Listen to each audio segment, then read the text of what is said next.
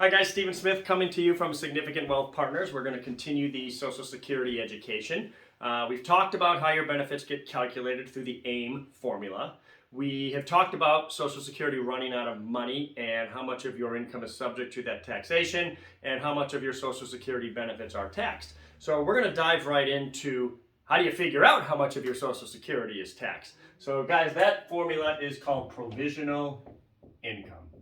Okay, and provisional income is equal to, call it PI, 100% of your modified adjusted gross income plus 50% of your Social Security benefits plus 100% of your tax exempt interest. Now, that comes in the form of a municipal bond. For the purposes of this, we'll just not count that one today. If you do have municipal bond income, you do need to count it. So here's how this works. So modified adjusted gross income. This could come from a part-time job. This could come from a 401k or IRA distribution that was tax deferred. This could be a pension, capital gains, dividends. All of that is counted in modified adjusted gross income.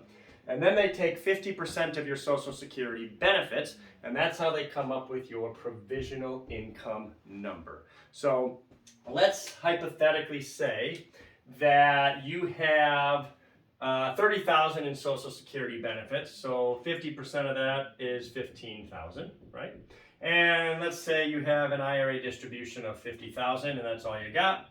And so that means that your provisional income is $65,000. Now, what they do, if you're single or married, they run you through the tests that I showed you in the last video, but I'll give you the numbers again, right?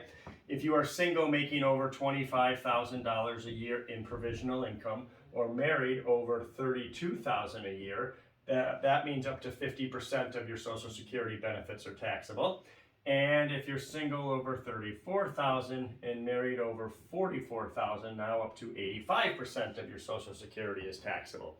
So you very simply just take your provisional income, depending if you're single or married, and run it through the two tests, and that is how you figure out how much of your Social Security benefits are subject to taxation. Now guys, TurboTax kind of does this automatically for you guys. So what I want to focus on for you guys today isn't necessarily this, because here's the reality of it. Whatever this is, 50% of your Social Security, you're not going to change that. You don't want to change that, right? We want that to be a big number because Social Security is designed to be approximately 40% of your retirement income, depending obviously on how much income you make. Now, what we want to focus on is this one right here. This one we have a little bit of control of. Okay, we want to look at what's countable towards taxing Social Security versus what is not countable towards taxing your Social Security benefits. Okay, so let's go through some simple examples here, guys. Now, if you have a big pension, we're not going to solve that problem. Like, a big pension is not a bad thing, all right? Now, for many Americans, right, 2/3 of people retiring do not have that pension today. So they have to rely on Social Security and their money, the money they've saved. And that usually has come in the form of a 401k, right, 403b, 457 IRA.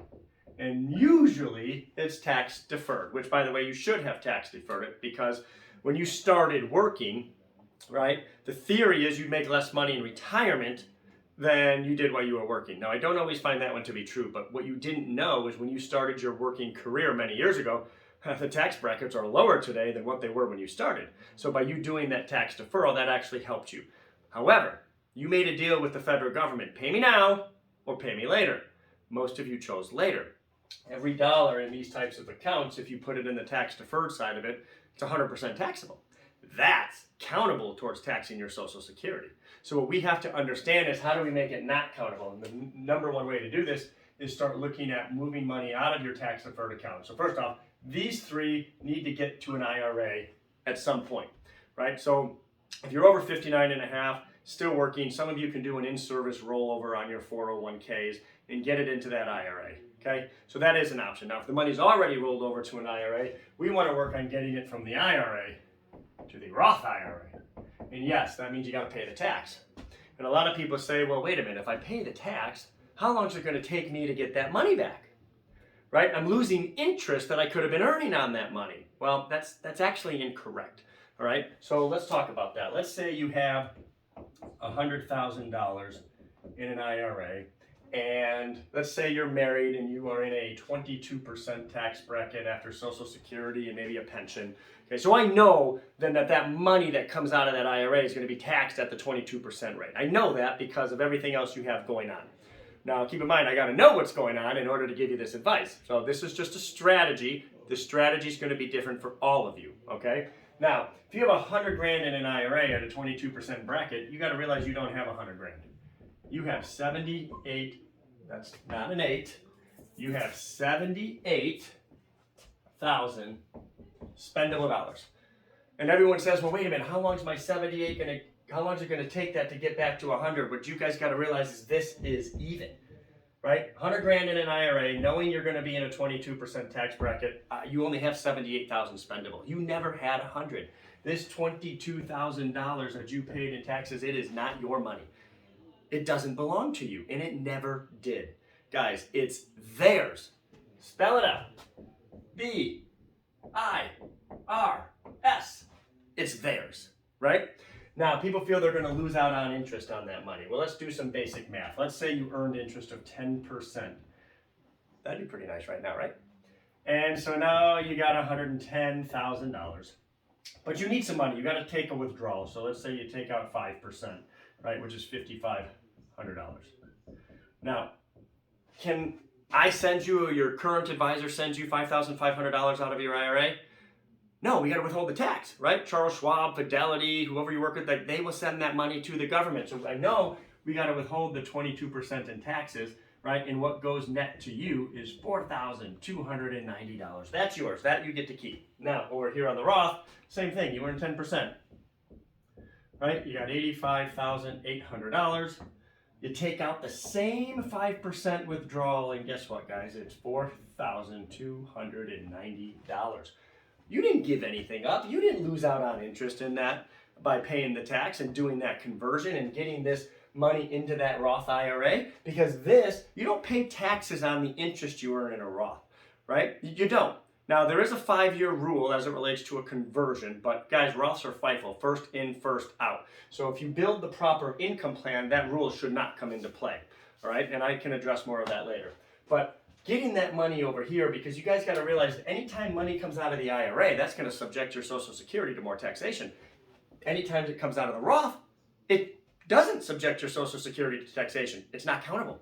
So if you really want to save taxation on Social Security, we got to look at a plan to get more of your money into that Roth IRA over time. Now, a couple things that I want you to know as it relates to a Roth, right? Because there's a lot more we're going to have to talk about. I'm going to do more in-depth videos on this, but you can't just do this, all right? We got to know a few things as it relates to, are you single versus married? The tax bracket you're in today versus the tax bracket you're going to be in tomorrow when you retire. We have to take Medicare Part B, IRMA, right? Income-related monthly adjustment amount into consideration, right? Because we don't always want to necessarily bump your Part B premiums just because we're doing Roth conversions, right? We have to take into consideration the surtax of 3.8%. There are some things you got to know before we do this.